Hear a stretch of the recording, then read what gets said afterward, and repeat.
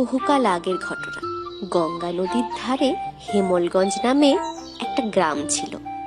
গ্রামের বেশিরভাগ মানুষের মতো বিমলও অতি দরিদ্র কৃষক। জমিতে ফসল ফলিয়ে তা বিক্রি করে তবেই দিন গুজরান হয় তাদের। কিন্তু বেশ কিছুদিন ধরে তাদের জমির ফসল একদল দুষ্টু লোক চুরি করে নিয়ে যেতে শুরু করেছে, যার ফলে গ্রামের কৃষকেরা বেজায় সমস্যায় পড়েছে। একদিন বিমল গ্রামের আরো কয়েকজন কৃষককে একজোট করে আলোচনা করছে। বিমল চিন্তিত মুখে বলল, ভাই সব, আজকে আমি তোমাদেরকে ডেকেছি কেন সে তো তোমরা জানোই। আমাদের সমস্যা তো দিন দিন বেড়েই চলেছে। দাঁড়িয়ে থাকা একজন কৃষক বললেন, সত্যি কথা ভাই, তুমি আমাদের সব ঠিক কথা বলেছ। আমাদের সব উপায় তো বিফলে যাচ্ছে। ওই দুষ্টু চোরের দল আমাদের রক্ত জল করা ফসল চুরি করে নিয়ে যাচ্ছে, আর আমরা কিছু করতে পারছি না।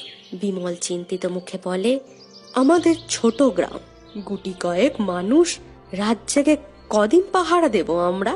জমিদার মশাই খাজনা নেওয়ার সময় একদিন দেরি করেন না। এদিকে আমাদের ফসল রক্ষার কোনো সাহায্য করবেন না বলে দিয়েছেন উনি। এই সামনে আবার খাজনার সময় গিয়ে এলো বলে। কিন্তু কি করে খাজনা দেব আমরা? খেতে যেটুকু ফসল আছে সেগুলো দিয়ে দিলে তো না খেতে পেয়ে মরতে হবে। অপর কৃষক বলে, আমার তো আবার সামনে মেয়ের বিয়ে, কি করে টাকা জোগাড় করব কে জানে। আচ্ছা, আমরা রাত জেগে পাহারা দিতে পারি না? একটা তো কাজ করতে পারি, একটা কাকতারও তো বসাতে পারি জমিতে, যাতে সেটা দেখে ওই চোরেরা মনে করে কেউ পাহারা দিচ্ছে। বিমল একটু ভেবে বলে, উপায়টা মন্দ বলনি তুমি। রাতের অন্ধকারে কাকতারুয়া দেখে মানুষ বলেই ভুল হয় বটে, কিন্তু তাতে কাজ হবে কি? চেষ্টা করে দেখতে ক্ষতি কি? চলো একটা কাকতারুয়া জমিতে বসিয়ে দিই। এই ভেবে সকলে মিলে একটা কাকতারুয়া বানিয়ে জমিতে রেখে দিয়ে যে যার বাড়ি চলে গেল। কিন্তু যথারীতি চোরের দল এসে বিমলের জমির সমস্ত ফসল একদম সাফ করে দিয়ে চম্পট দিল।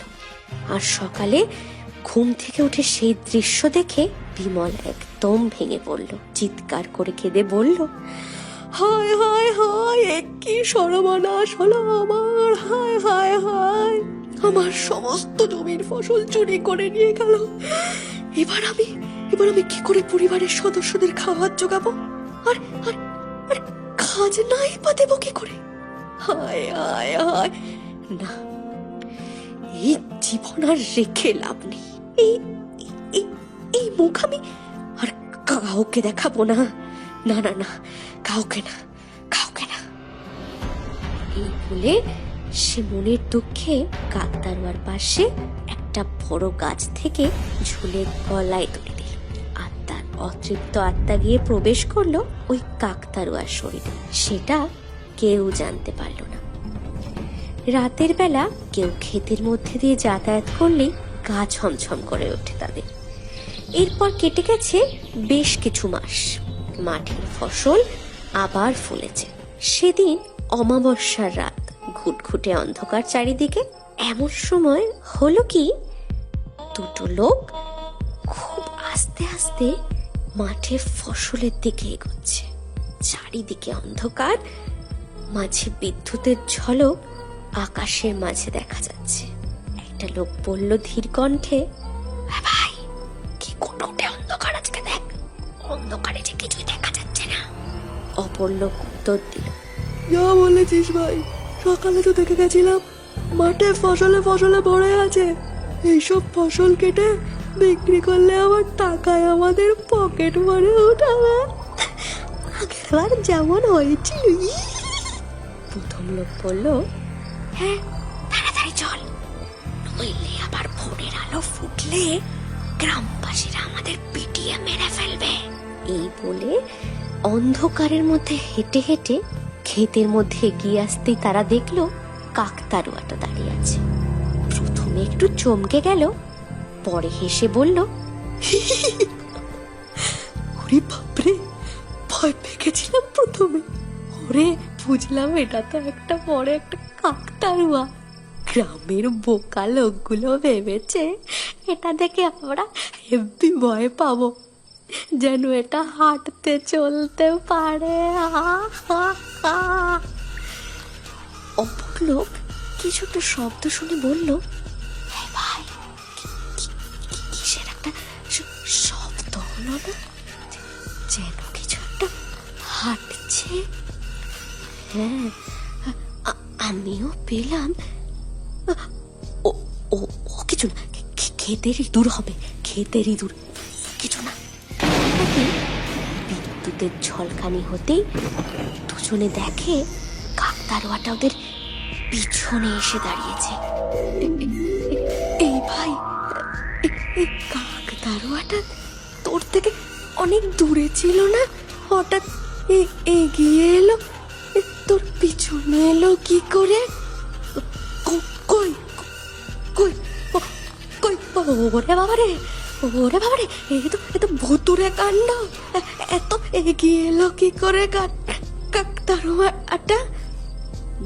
ভাই ভাই, আমার আমার আমার গতি ঠিক লাগছে না, কেমন একটা লাগছে, চল কেটে পড়ি।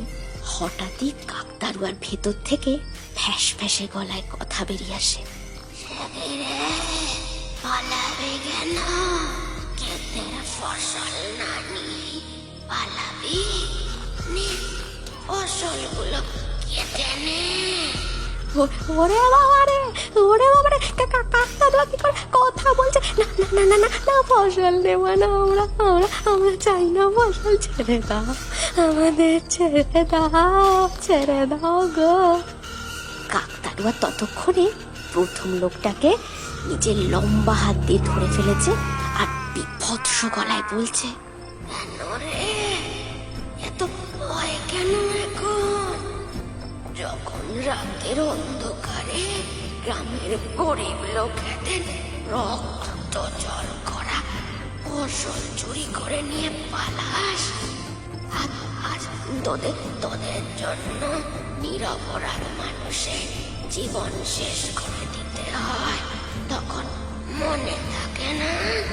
আজকে তোরা যে দেখবি অন্যায়ের শাস্তি কি হয়। না না না, ভুল হয়ে গেছে, আমাদের ছেড়ে দাও, আমাদের ছেড়ে দাও, বাঁচাও বাঁচাও বাঁচাও, কে আছো, বাঁচাও বাঁচাও। নিমেষেই কাকতাড়ুয়ার শক্ত হাতের মুঠো লোকটার গলায় বসে আর তাকে দম বন্ধ করে মেরে ফেলে। আর দ্বিতীয় লোকটা ঠিক এক উপায়ে মেরে কাকতাড়ুয়া তার প্রতিশোধ পূরণ করে। ব্যাস, তারপর থেকে আর কেউ কখনো ভয়ে ওই গ্রামের ফসলের দিকে চোখ তুলে তাকানোরও সাহস পায়নি। গ্রামবাসীরা স্বস্তির নিঃশ্বাস ফেলে আর মনে মনে বিমলের আত্মাকে ধন্যবাদ জানায়।